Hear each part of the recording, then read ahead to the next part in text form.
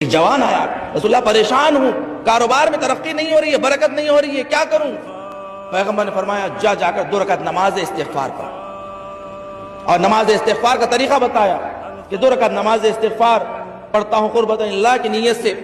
الحمد، سورہ حمد کے بعد سورہ انا انزلنا کا سورہ 1 مرتبہ، اس کے بعد جیسے ہی تم سورہ پڑھ لو 15 مرتبہ کہو استغفر اللہ استغفر اللہ استغفر اللہ استغفر اللہ 15 ٹائمز، جیسے نماز جعفر تیار پڑھتے ہیں اسی طرح سورہ قدر پڑھنے کے بعد 15 مرتبہ استغفر اللہ، بس اتنے ہی، زیادہ پورا نہیں، استغفر اللہ استغفر اللہ استغفر اللہ استغفر اللہ 15 مرتبہ۔ رکوع میں جاؤ، ذکر رکوع پڑھو 10 مرتبہ استغفر اللہ استغفر اللہ استغفر اللہ استغفر اللہ۔ رکوع سے اٹھو، کہو 10 مرتبہ استغفر اللہ استغفر اللہ استغفر اللہ استغفر اللہ۔ سجدے میں جاؤ، ذکر سجدہ پڑھنے کے بعد 10 مرتبہ استغفر اللہ استغفر اللہ استغفر اللہ۔ سجدے سے اٹھو، اٹھنے کے بعد جہاں پر ذکر سجدہ پڑھتے استغفر اللہ ربی واتوب الیہ 10 مرتبہ استغفر اللہ استغفر اللہ استغفر اللہ استغفر اللہ 10 مرتبہ۔